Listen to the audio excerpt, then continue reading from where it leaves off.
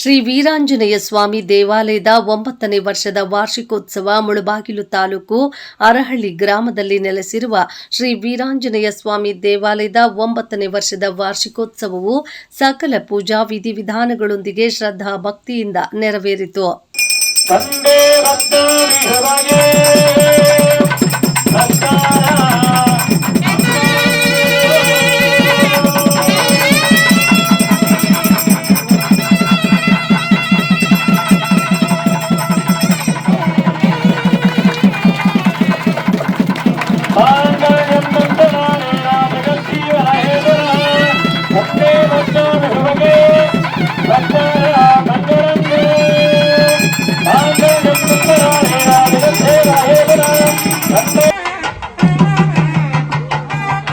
ಇಪ್ಪತ್ಮೂರರ ಶುಕ್ರವಾರದಂದು ಸ್ವಾತಿವಾಚನ ಗಣಪತಿ ಪೂಜೆ, ಗಂಗೆ ಪೂಜೆ, ಮೂಲದೇವರಿಗೆ ಪ್ರಧಾನ ಹೋಮ, ಮಹಾಪೂರ್ಣಾಹುತಿ ನಡೆಯಿತು. ಶನಿವಾರದಂದು ಬೆಳಿಗ್ಗೆ ಸುಪ್ರಭಾತ ಸೇವೆ, ವೇದ ಪಾರಾಯಣ, ಪರಿವಾರ ದೇವತೆಗಳ ಹೋಮ, ಮಹಾಪೂರ್ಣಾಹುತಿ, ಮಧ್ಯಾಹ್ನ ಶ್ರೀನಿವಾಸ ತಿರು ಕಲ್ಯಾಣೋತ್ಸವ ನಡೆಯಿತು. ಈ ಸಂದರ್ಭದಲ್ಲಿ ಅರ್ಚಕರಾದ ಮಂಜುನಾಥಾಚಾರ್, ವೆಂಕಟರಮಣಾಚಾರ್, ಅಧ್ಯಕ್ಷರಾದ ವೆಂಕಟನಾರಾಯಣ, ಕಾರ್ಯದರ್ಶಿ ಜನಾರ್ದನ, ಉಪಾಧ್ಯಕ್ಷ ರಮೇಶ್, ಖಜಾಂಚಿ ಧನಂಜಯ್ ಕುಮಾರ್, ಶ್ರೀನಿವಾಸಗೌಡ, ಶ್ರೀನಿವಾಸಪ್ಪ, ದೇವಾಲಯದ ನಿರ್ದೇಶಕರುಗಳು, ಗ್ರಾಮಸ್ಥರು ಇದ್ದರು. ನಿನ್ನೆ ದಿವಸ ಪ್ರಥಮ ದಿವಸ ಗಣಪತಿ ಹೋಮ, ವಾಸ್ತು ರಾಕ್ಷೋಗ್ನ ಹೋಮದೊಂದಿಗೆ ಕಾರ್ಯಕ್ರಮ ಸಂಪೂರ್ಣಗೊಂಡು ಈ ದಿವಸ ಪ್ರಾತಃ ಕಾಲದಲ್ಲಿ ಬೆಳಗ್ಗೆ 6 ಗಂಟೆಗೆ ಸರಿಯಾಗಿ ಸುಪ್ರಭಾತ ಮತ್ತು ವೇದ ಪಾರಾಯಣದೊಂದಿಗೆ ಕಾರ್ಯಕ್ರಮ ಪ್ರಾರಂಭವಾಯಿತು. ನಂತರದಲ್ಲಿ ಕಲಶಾರಾಧನೆ, ಸೀತಾರಾಮ ಲಕ್ಷ್ಮಣ ಸಮೇತ ಆಂಜನೇಯ ಸ್ವಾಮಿಯ ಪ್ರಧಾನ ಕಲಶಾರಾಧನೆ ಸಹಿತವಾಗಿ ಈ ದಿವಸ ಗಣಪತಿ ಹೋಮ, ನವಗ್ರಹ ಹೋಮ, ಎಲ್ಲ ಹೋಮಗಳು ವಿಶೇಷವಾದ ಹೋಮಾದಿ ಕೈಂಕರ್ಯಗಳು ಸಂಪೂರ್ಣಗೊಂಡು ಭಗವಂತನಿಗೆ ಮಹಾ ಕುಂಭಾಭಿಷೇಕ, ಕಳಶಗಳನ್ನು ಗ್ರಾಮ ಪ್ರದಕ್ಷಿಣೆ ಮಾಡುತ್ತಾ ಕುಂಭಾಭಿಷೇಕ, ಪಂಚಾಮೃತಾಭಿಷೇಕ ಎಲ್ಲವೂ ಸಹ ಭಗವಂತನಿಗೆ ಸಂಪೂರ್ಣಗೊಂಡು ಈಗ ಭಗವಂತನಿಗೆ ವಿಶೇಷವಾದ ಅಲಂಕಾರ ಸೇವೆ ಆಗ್ತಾ ಇದೆ. ಈ ಮಧ್ಯದಲ್ಲಿ ಅಖಿಲಾಂಡಕೋಟಿ ಬ್ರಹ್ಮಾಂಡ ನಾಯಕ ಶ್ರೀ ಪದ್ಮಾವತಿ ಅಲಮೇಲಮಗ ಸಮೇತ ಶ್ರೀ ಶ್ರೀನಿವಾಸ ಸ್ವಾಮಿಯ ತಿರು ಕಲ್ಯಾಣ ಮಹೋತ್ಸವ ಇನ್ನು ಕೆಲವೇ ಕ್ಷಣಗಳಲ್ಲಿ ಪ್ರಾರಂಭಗೊಳ್ಳಲಿದೆ. ಅಂತಹ ಒಂದು ಕಲ್ಯಾಣ ಮಹೋತ್ಸವ ಎಲ್ಲೇ ಜರುಗುತ್ತೋ ಆ ಒಂದು ಕ್ಷೇತ್ರ ಎಲ್ಲವೂ ಸಹ ಕಲ್ಯಾಣಮಯ ಆಗುತ್ತೆ.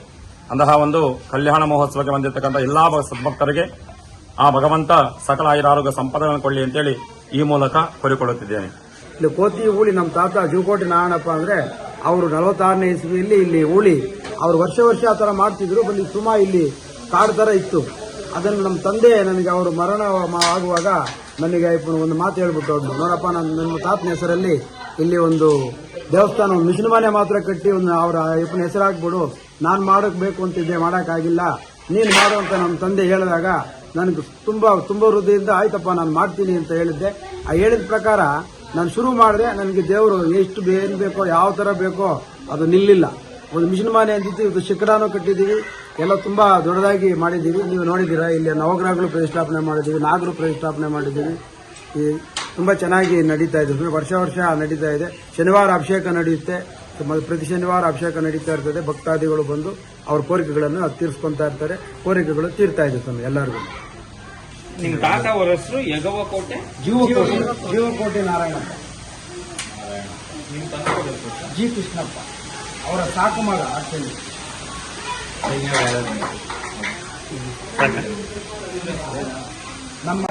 ಇದೇ ನಮ್ಮ ಜಾಗದಲ್ಲಿ ನಾವು ಸ್ವಲ್ಪ ಆಂಜನೇಯ ಸ್ವಾಮಿ ಇದು ಮಾಡಬೇಕು, ಒಂದು ಪ್ರತಿಷ್ಠಾಪನೆ ಮಾಡಬೇಕು ಅನ್ಕೊಳ್ತಾ ಇದ್ದೀವಿ. ನಮ್ಮ ಜಮೀನಲ್ಲಿ ಊರಲ್ಲಿ ಮುಳಬಾಗ್ಲಲ್ಲಿ. ಆಮೇಲೆ ನಮ್ಮ ಗೌಡ್ರು SLV ಟೈಲ್ಸ್ ಅಂತ ಇವರು, ಜನಾರ್ದನ್, ಶ್ರೀನಿವಾಸ್ ಗೌಡ್ರು ಇವರೆಲ್ಲ ಸಿಬ್ಬಂದಿ ಇದ್ದಾರೆ. ಒಂದು 5-6 ಜನ ಅಣ್ಣ ತಮ್ಮಂದ್ರೆಲ್ಲ ಇದ್ದಾರೆ. ಹೋದ್ವಿ ಆಮೇಲೆ ಇವ್ರು ಕೇಳಿದ್ರು ನಮ್ಮನ್ನು, ಇವರು ಮಾಮ ಅಂತಾರೆ. ಅವಾಗ ಏನು ಅಂತ ಹೇಳಿದ್ದೆ ಅಂತ ಹೇಳಿದ್ರೆ, ನಮಗೊಂದು ಸಹಾಯ ಬೇಕು ನಿಮ್ಮಿಂದ ಹಂಗಂತ ಹೇಳಿದ್ರು. ಏನಪ್ಪ ಹೇಳು ಅಂತ ಹೇಳಿದ್ರೆ, ಒಂದು ಆಂಜನೇಯ ವಿಗ್ರಹ ನೀವು ಕೊಡಿಸ್ಬೇಕು ಅಂತ ಹೇಳಿದ್ರು. ಧಾರಾಳವಾಗಿ ಕೊಡಿಸ್ತೀನಿ, ನನಗೆ ಆಸೆ ಇತ್ತು. ದೇವಸ್ಥಾನ ಕಟ್ಟಕ್ಕೆ ನಮ್ಗೆ ಶಕ್ತಿ ಇಲ್ಲ, ಆದ್ರೂ ಕೂಡ ಏನೋ ಒಂದು ಇದು ಬಂದು ಕೊಡಿಸ್ತೀನಿ ಹಂಗಂತ ಹೇಳಿದೆ.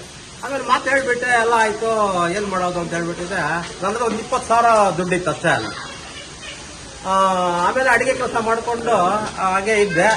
ಒಬ್ರು ಇಲ್ಲಿ ದೇವರಾಯ ಸಮುದ್ರದ ಹತ್ರ ಒಂದು ಭೀಮಲಿಂಗೇಶ್ವರ ಸ್ವಾಮಿ ದೇವಸ್ಥಾನ ಇದೆ, ಅಲ್ಲಿ ಒಬ್ರು ಶಾಂತಾರಾಮ್ ಅಂತ ಸ್ವಾಮಿಗಳು ಅಲ್ಲಿ ಕರೆದ್ರು ಅಡಿಗೆ ಮಾಡಕ್ಕೆ. 9 ದಿವಸ ಪ್ರತಿಷ್ಠಾಪನೆಗೆ ಹೋದ್ವಿ. ಅಲ್ಲೇ ಅಲ್ಲಿ ಹೋದ್ರೆ ಏನ್ ಮಾಡುತ್ತೆ ಅಂತ ಹೇಳಿದ್ರೆ ಈ ತರ 9 ದಿವಸ ಅಡಿಗೆ ಮಾಡಬೇಕು, ನಿಮ್ಗೆ ಹೇಗೆ ಏನ್ ಮಾಡ್ತೀರಾ ಅದು ಆಯ್ತು ಸುಮಾರು. ನಮ್ಗೆ ಈಶ್ವರ ಅಂದ್ರೆ ನಮ್ಮ ಮನೆ ದೇವ್ರ ಮನೆ ಶಿವ ನಂಜುಂಡೇಶ್ವರ ಸ್ವಾಮಿ. ಅಲ್ಲಿ ಹೋದ್ಮೇಲೆ ಏನಾಯ್ತು ಅಂತ ಹೇಳಿದ್ರೆ ಆಯ್ತು ಮಾಡ್ಕೊಡ್ತೀನಿ ಸರ್ ಸಮಯ ಅಂತ ಹೇಳಿದೆ. ಎಷ್ಟು ನಿಮ್ದು ಹೇಳಿ ಅಂತ ಹೇಳಿದ್ರೆ ಪೆಂಡಾಲ್ ಗಿಂಡಾಲ್ ಎಲ್ಲ 9 ದಿವಸಕ್ಕೂ ಸೇರಿ ಸ್ವಾಮಿ ನೀವೇನ್ ಕೊಟ್ರೆ ಅದು ಅಂತ ಹೇಳಿದೆ ನಾನು. ಅವ್ರು ಒಪ್ಲಿಲ್ಲ, ಇಲ್ಲ ನೀವು ಹೇಳ್ಬೇಕು ನೀವು ಹಾಗಂತ ಹೇಳಿದ್ರು. ಸರಿ ಅಂತ ಹೇಳಿದ್ರೆ ಶಾಮಿಯಾನ ಎಲ್ಲ ನಮ್ಮ ಹತ್ರ ಇತ್ತು, ಅದೊಂದು ಫ್ರೀ ಸರ್ವಿಸ್ ಮಾಡೋಣ 9 ದಿವಸನು ಹಂಗಂತ ಹೇಳ್ಬಿಟ್ಟಿದ್ದೆ. ಆಯ್ತು ಸ್ವಾಮಿ 1,25,000 ಕೊಡಿ ಅಂತ ಕೇಳಿದೆ. 9 ದಿವಸಕ್ಕೂ ಸೇರಿ ಅಡಿಗೆ ಎಲ್ಲ ಟೋಟಲ್ ಅವ್ರು ಇಟ್ಕೊಂಡು ಇವ್ ಜಾಸ್ತಿ ಕಡಿಮೆ ಕೇಳ್ತಾ ಇದ್ರಿ ನೀವು, ಇನ್ನೊಂದು 25 ಹಾಕಿ ನಾನೇ ಕೊಡ್ತೀನಿ ಹಂಗಂತ ಹೇಳ್ಬಿಟ್ಟಿದ್ರೆ ಕೊಟ್ರ ನೋಡಿ. ಹೇಗೆ ದೇವರು ಸಹಾಯ ಮಾಡ್ತಾನೆ ಅಂತ ಹೇಳ್ಬಿಟ್ಟಿದ್ರೆ ಇದೊಂದು ಉದಾಹರಣೆ. ಒಂದು ಅವರು ಕೊಟ್ಟರು, ಆಮೇಲೆ ನೋಡಿ ಇಲ್ಲಿ ಇದಾಯ್ತು ಸ್ವಲ್ಪ, ಇದೆಲ್ಲ ದೇವ್ರಿಗೆಲ್ಲ ಅಡ್ಜಸ್ಟ್ಮೆಂಟ್. ದೇವ್ರ ದುಡ್ಡೇ ದೇವ್ರಿಗೆ ಬಂದಿದೆ, ನಮ್ದೇನಿಲ್ಲ ಇದರಲ್ಲೇ, ಎಲ್ಲ ಭಗವಂತನ ದುಡ್ಡು ಭಗವಂತನಿಗೆ ಸೇರಿದೆ.